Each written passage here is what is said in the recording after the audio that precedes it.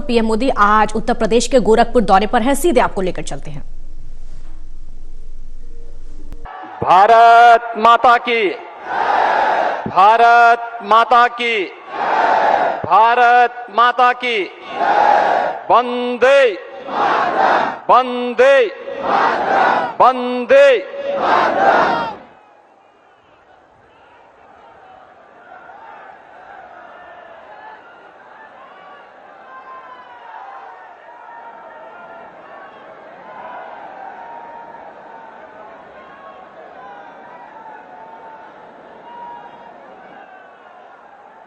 भाइयों बहनों, आज पूर्वी उत्तर प्रदेश अभिभूत है, उद्वेलित है और आनंद का उत्सव मना रहा है। देश के यशस्वी प्रधानमंत्री आदरणीय श्री नरेंद्र मोदी जी को अपने बीच में पाकर के मैं आप सबकी ओर से आदरणीय प्रधानमंत्री जी का महायोगी भगवान गोरक्षनाथ की इस पावन धरती पर आज के श्लोकार्पण कार्यक्रम में हृदय से स्वागत करता हूं, अभिनंदन करता हूं। मंच पर उपस्थित प्रदेश की माननीय राज्यपाल श्रीमती आनंदीबेन पटेल जी, उत्तर प्रदेश सरकार में मेरे वरिष्ठ सहयोगी उप मुख्यमंत्री श्री केशव प्रसाद मौर्य जी, डॉक्टर दिनेश शर्मा जी, भारतीय जनता पार्टी के प्रदेश के अध्यक्ष माननीय श्री स्वतंत्र देव सिंह जी, केंद्रीय मंत्री माननीय श्रीमती अनुप्रिया पटेल जी, माननीय श्री पंकज चौधरी जी, प्रदेश सरकार में मेरे सहयोगी मंत्रीगण श्री स्वामी प्रसाद मौर्य जी, सूर्य प्रताप शाही जी, जय प्रताप सिंह जी, दारा सिंह चौहान जी, माननीय सांसद श्री ब्रजलाल जी, संजय निषाद जी, गोरखपुर के सांसद श्री रविकिशन जी,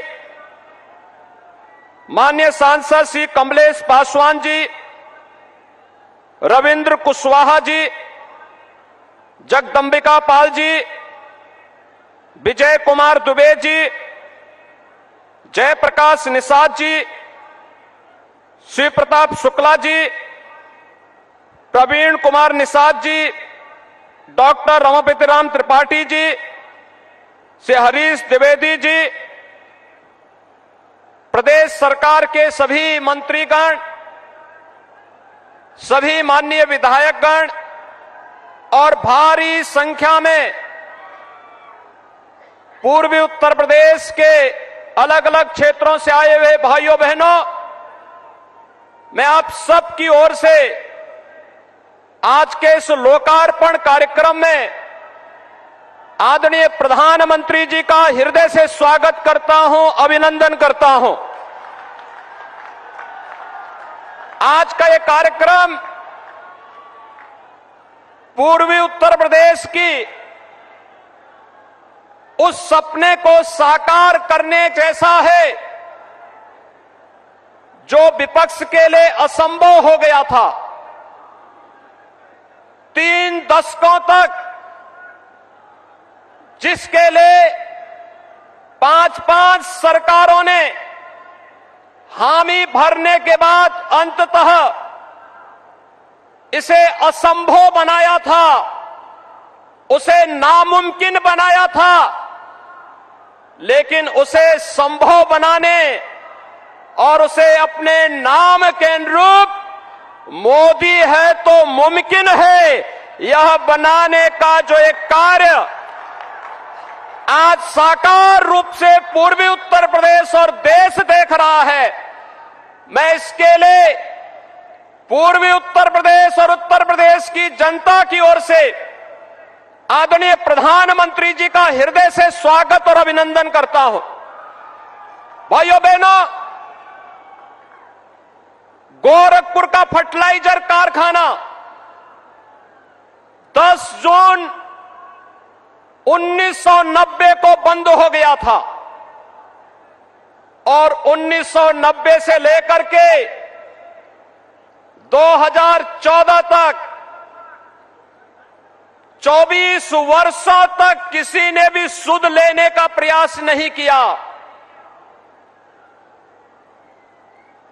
2016 में आदरणीय प्रधानमंत्री जी ने गोरखपुर में ही आकर के गोरखपुर के इसी फर्टिलाइजर कारखाने का शिलान्यास किया था और आज भाइयों बहनों,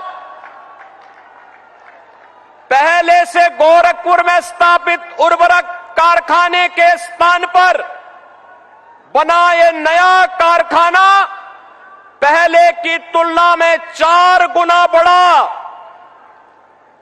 क्षमता का आज बनकर के तैयार हो गया है। और अगर शिलान्यास प्रधानमंत्री जी के कर कमलों से हुआ है तो उद्घाटन भी प्रधानमंत्री जी के कर कमलों से हो रहा है। भाइयों बहनों, इसके साथ ही गोरखपुर और पूर्वी उत्तर प्रदेश, ये लगातार ये माना जाता था कि यहां पे बीमारी है।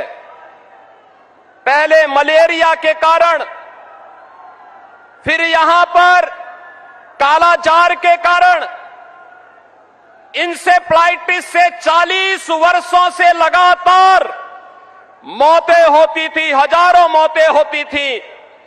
तमाम विषाणु जनित बीमारियों से हजारों मौतें हर वर्ष होती थी, लेकिन केंद्र और राज्य की सरकारें मौन बन करके इस दृश्य के प्रति केवल तमाशबीन रहती थी। पहली बार देश के प्रति संवेदना और भारत को आत्मनिर्भर भारत के रूप में अग्रसर करने के सपने को साकार करने के लिए जिस एक कार्यक्रम को आदरणीय प्रधानमंत्री जी ने अलग अलग क्षेत्रों में प्रारंभ किया, आज उसकी परिणति है कि गोरखपुर एम्स का शिलान्यास भी 2016 को आदरणीय प्रधानमंत्री जी ने किया और आज लोकार्पण भी प्रधानमंत्री जी के कर कमलों से गोरखपुर एम्स का होने जा रहा है।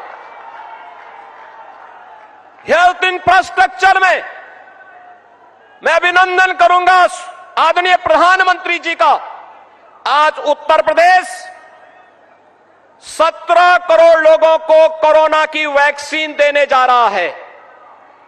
17 करोड़ लोग उत्तर प्रदेश के अंदर कोरोना वैक्सीन अब ले चुके होंगे और देश के अंदर 130 करोड़ लोग फ्री में वैक्सीन, सबको वैक्सीन, दुनिया का वैक्सीनेशन का सबसे बड़ा कैंपेन अगर कोई वर्तमान में चला रहा है तो आदरणीय प्रधानमंत्री जी के मार्गदर्शन में, उनके नेतृत्व में भारत चला रहा है।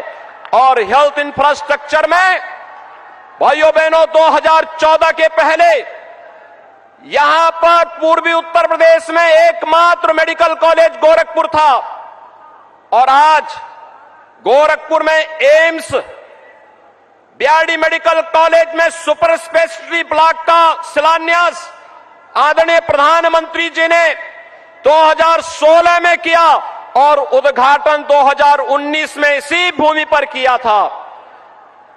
देवरिया में मेडिकल कॉलेज प्रारंभ हो चुका है, कुशीनगर में मेडिकल कॉलेज का कार्य प्रारंभ हो गया है, सिद्धार्थनगर और बस्ती के मेडिकल कॉलेज प्रारंभ हो चुके हैं, बलरामपुर में नया मेडिकल कॉलेज बन रहा है, गोंडा में मेडिकल कॉलेज का कार्य प्रारंभ हो रहा है, बहराइच का मेडिकल कॉलेज प्रारंभ हो चुका है, अयोध्या का मेडिकल कॉलेज भी प्रारंभ हो चुका है। आज आप देखेंगे मेडिकल कॉलेज की एक श्रृंखला लंबी श्रृंखला 2014 तक उत्तर प्रदेश में सरकारी और निजी क्षेत्र में केवल 17 मेडिकल कॉलेज थे। 12 जनपद इससे मात्र आच्छादित थे। आज भाइयों बहनों, उत्तर प्रदेश के 59 जनपदों में मेडिकल कॉलेज हैं और शेष 16 जनपदों के लिए भी मेडिकल कॉलेज निर्माण की कार्रवाई युद्ध स्तर पर आगे बढ़ रही है। कोरोना प्रबंधन, दुनिया ने प्रधानमंत्री मोदी जी की संवेदना और उनके नेतृत्व को लोहा माना है, एक आदर्श के रूप में माना है। दुनिया उसकी सराहना कर रही है। आज भाइयों बहनों, गोरखपुर में ही जब इंसेफ्लाइटिस के मरीज आते थे तो यहां से सैंपल जांच करने के लिए एनआईवी पुणे भेजना पड़ता था। जब तक ये कंफर्म होता था कि ये इंसेफ्लाइटिस है, तब तक मरीज या तो मर चुका होता था या फिर वह शारीरिक और मानसिक दिव्यांगता का शिकार हो जाता था। हम आभारी हैं आदरणीय प्रधानमंत्री जी के, आज उनके कर कमलों से गोरखपुर की रीजनल वायरल रिसर्च सेंटर का भी, जिसमें कोरोना के साथ साथ इंसेफ्लाइटिस, डेंगू, कालाजार, चिकनगुनिया, मलेरिया और तमाम वेक्टर बॉर्न डिजीज के जांच की सुविधा भी उपलब्ध होगी, उसका भी उद्घाटन और यहां पर आज लोकार्पण आदरणीय प्रधानमंत्री जी के कर कमलों से होने जा रहा है।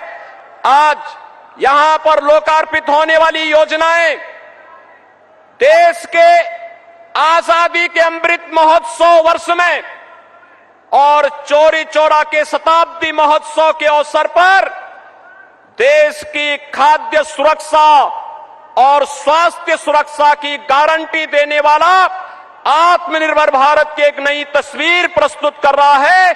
और इस नई तस्वीर को प्रस्तुत करने वाले दुनिया के सबसे लोकप्रिय नेता, देश के यशस्वी प्रधानमंत्री जी का मैं आज गोरखपुर की धरती पर आप सभी भाइयों बहनों की ओर से हृदय से स्वागत करता हूं, अभिनंदन करता हूं। धन्यवाद। जय हिंद, जय जय श्री राम। भारत माता की। धर्म, अध्यात्म और क्रांति का नगरी गोरखपुर का देवतुल्य लोगन के हम प्रणाम करत बानी।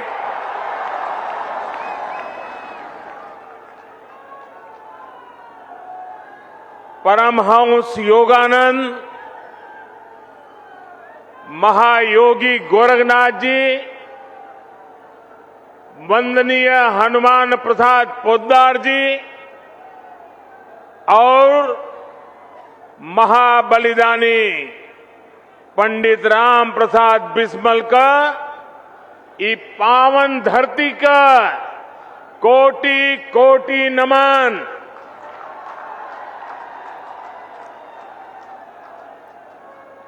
आप सब लोग जमने खाद कारखाना और एम्स का बहुत दिन से इंतजार करत रही है।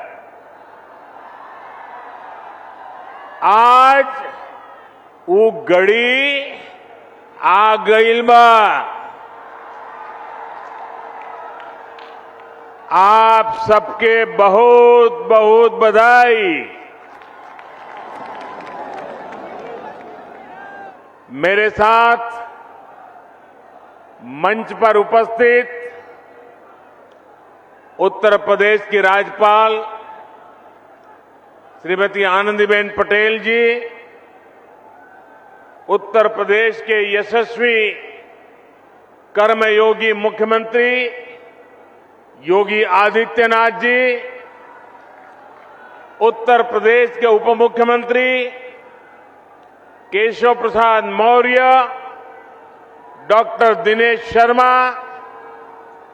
भारतीय जनता पार्टी उत्तर प्रदेश के अध्यक्ष श्री स्वतंत्र देव सिंह जी, अपना दल की राष्ट्रीय अध्यक्ष और मंत्रिमंडल में हमारी साथी बहन अनुप्रिया पटेल जी, निषाद पार्टी के अध्यक्ष भाई संजय निषाद जी,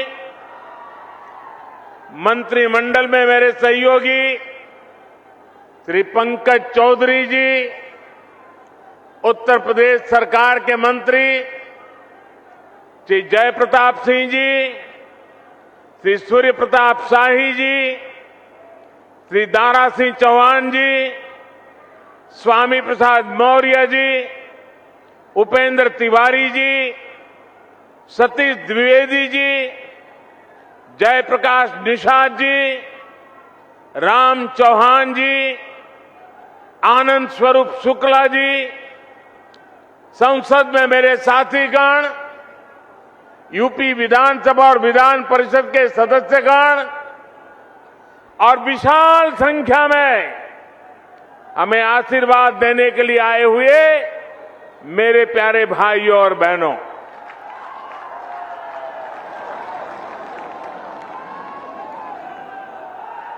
जब मैं मंच पे आया तो मैं सोच रहा था ये भीड़ है, यहां नजर भी नहीं पहुंच रही। लेकिन जब उस तरफ देखा तो मैं हैरान हो गया, इतनी बड़ी तादाद में लोग, और मैं नहीं मानता हूं शायद उनको दिखाई भी नहीं देता होगा, सुनाई भी नहीं देता होगा। इतने दूर दूर लोग झंडे हिला रहे हैं।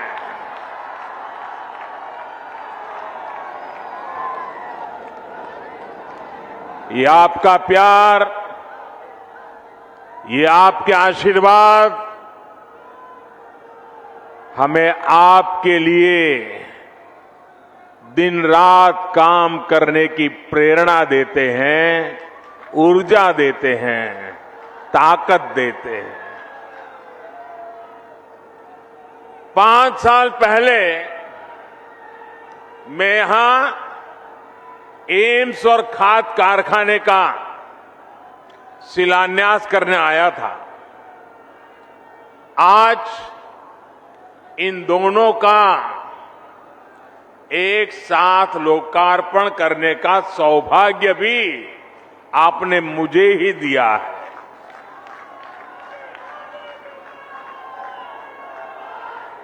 आईसीएमआर के रीजनल मेडिकल रिसर्च सेंटर को भी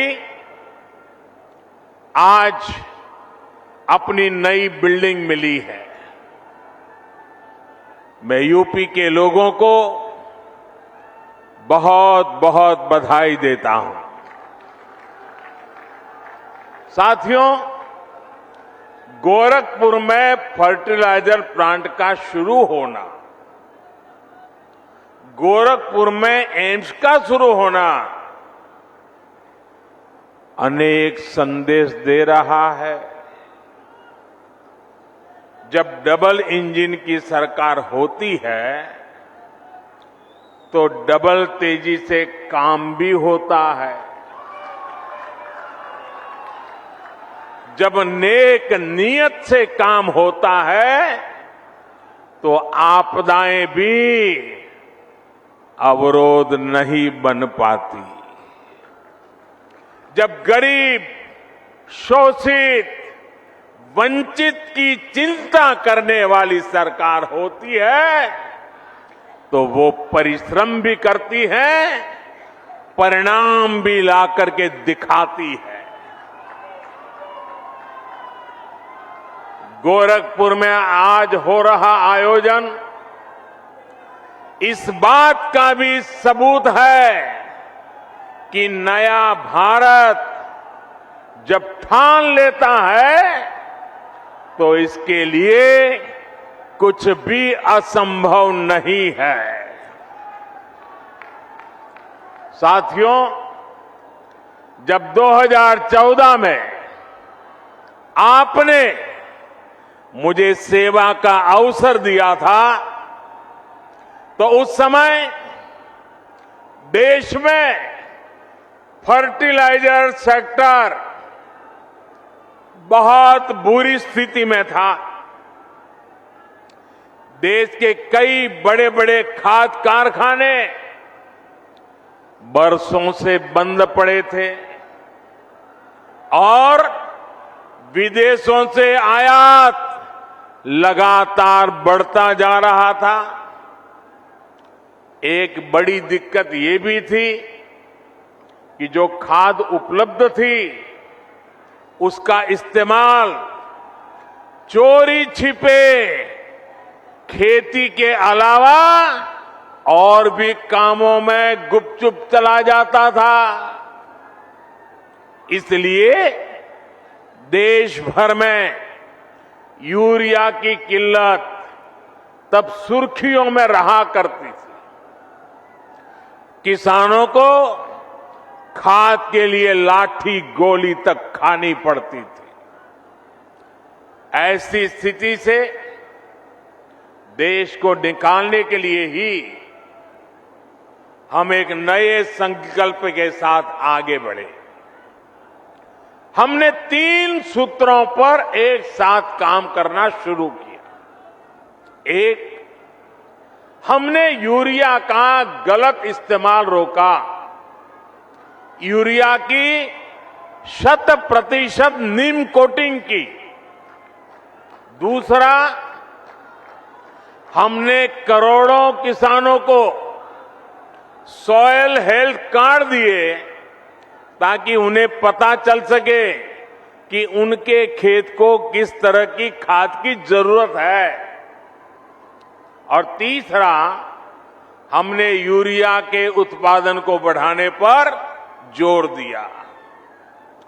बंद पड़े फर्टिलाइजर प्लांट्स को फिर से खोलने पर हमने ताकत लगाई। इसी अभियान के तहत गोरखपुर के इस फर्टिलाइजर प्लांट समेत देश के 4 और बड़े खाद कारखाने हमने चुने। आज एक की शुरुआत हो गई है, बाकी भी अगले वर्षों में शुरू हो जाएंगे।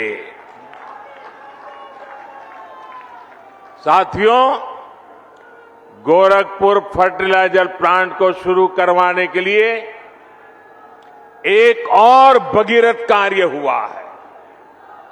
जिस तरह से भगीरथ जी गंगा जी को लेकर आए थे, वैसे ही इस फर्टिलाइजर प्लांट तक ईंधन पहुंचाने के लिए ऊर्जा गंगा को लाया गया है। पीएम ऊर्जा गंगा गैस पाइपलाइन परियोजना के तहत हल्दिया से जगदीशपुर पाइपलाइन बिछाई गई है। इस पाइपलाइन की वजह से गोरखपुर फर्टिलाइजर प्लांट तो शुरू हुआ ही है, पूर्वी भारत के दर्जनों जिलों में पाइप से सस्ती गैस भी मिलने लगी है। भाई और बहनों, फर्टिलाइजर प्लांट के शिलान्यास के समय मैंने कहा था, इस कारखाने के कारण गोरखपुर इस पूरे क्षेत्र में विकास की धुरी बनकर के उभरेगा। आज मैं इसे सच होते देख रहा हूं। ये खाद कारखाना राज्य के अनेक किसानों को पर्याप्त यूरिया तो देगा ही, इससे पूर्वांचल में रोजगार और स्वरोजगार के हजारों नए अवसर तैयार होंगे। अब यहां आर्थिक विकास की एक नई संभावना फिर से पैदा होगी। अनेक नए बिजनेस शुरू होंगे। खाद कारखाने से जुड़े सहायक उद्योगों के साथ ही ट्रांसपोर्टेशन और सर्विस सेक्टर को भी इससे बढ़ावा मिलेगा। साथियों, गोरखपुर खाद कारखाने की बहुत बड़ी भूमिका देश को यूरिया के उत्पादन में आत्मनिर्भर बनाने में भी होगी। देश के अलग अलग हिस्सों में बन रहे 5 फर्टिलाइजर प्लांट शुरू होने के बाद 60 लाख टन अतिरिक्त यूरिया देश को मिलेगा।